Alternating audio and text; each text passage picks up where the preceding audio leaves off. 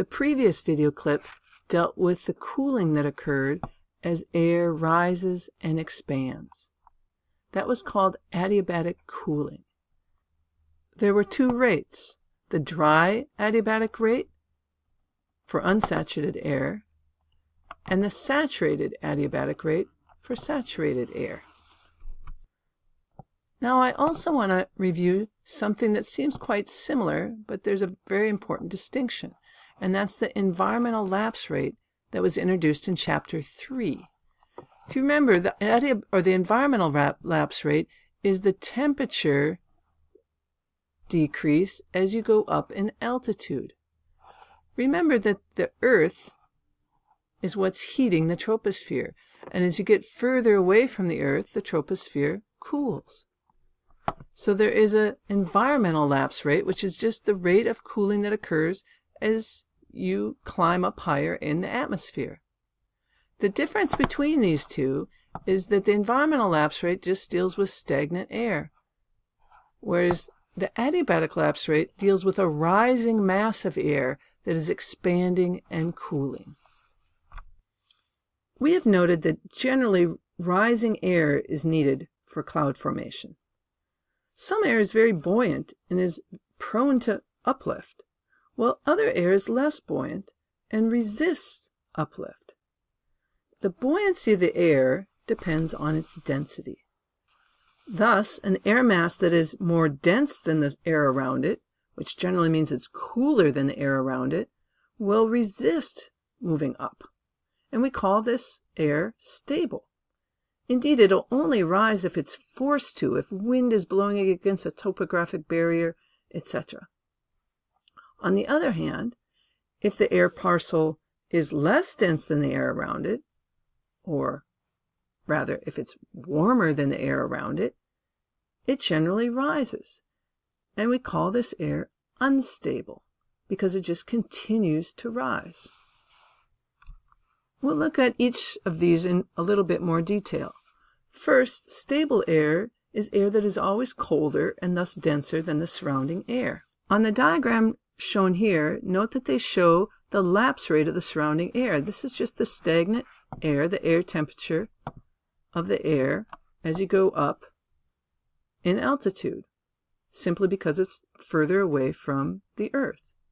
Then over here, we have the temperature of the rising and expanding air mass that is cooling at the dry adiabatic lapse rate until the lifting condensation level, and then it's cooling at the saturated adiabatic lapse rate.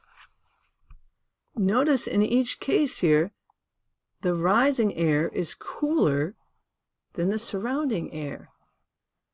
Thus, this air will not rise unless it's forced to rise. This is stable air. If it's forced to go up over a mountain, it'll come right back down the other side. If we graphed these temperatures and altitudes, we would see the lines looking like this. Here's the line depicting the lapse rate, the environmental lapse rate of the surrounding air. And here, the one with two different slopes, representing the DAR and the SAR, we have a line depicting the cooling that occurs as the air mass rises.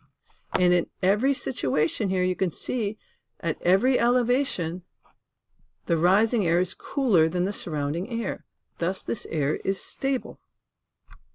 Unstable air, on the other hand, when graphed, you can see that the rising air mass, again the line with two slopes, one depicting the dry rate and one the saturated rate, is always warmer than the line here depicting the normal environmental lapse rate. You can see that over here as well. Here's the temperature of the stagnant air following the environmental lapse rate, and here's this air mass that's rising and expanding. And you can see that at every altitude, the rising air is warmer than the surrounding air, so thus it's going to be less dense, and we're going to expect it to continue to rise. And you can see that in this diagram here. In fact, the air has risen enough that it's become completely saturated and formed a cloud in this diagram. Check out this third case, conditionally unstable air. Can you figure out where the air would be stable and where it would be unstable just based on this graph here? Pause the video for a moment. Hopefully you were able to see that anywhere that the temperature of the rising air is cooler than the surrounding air, it's going to be stable. It's not going to want to rise. On the other hand, up here further, the temperature of the rising air is warmer than the surrounding air. So this would be unstable air that would be rising. So in this case, if this air got pushed up high enough due to some sort of uplift that we haven't talked about yet, if it got pushed up high enough, it would then start to rise spontaneously on its own and be unstable. If it never reached that point, it would simply fall down again if left to its own. Table 6.2 gives a synopsis of the characteristics of stable and unstable air. Pause the video. Check it out. So let's review a few important concepts in the last several video clips.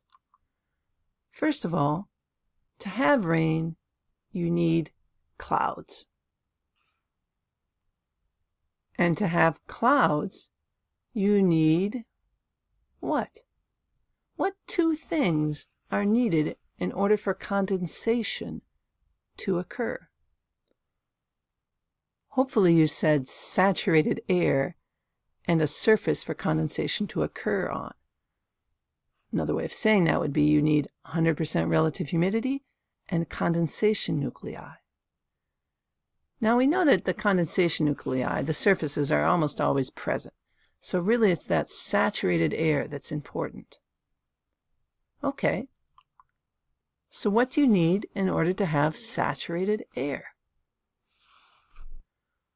Well, you need uplift. You need uplift in order to cause the air to rise and cool adiabatically. We've mentioned several times that the most prominent mechanism for cooling air to the dew point temperature is uplift, is rising air. So, to have rain, you need clouds. To have clouds, you need saturated air and condensation nuclei. And to have saturated air, you need uplift. In our next video clip, we're going to look at uplift and see what causes air to rise.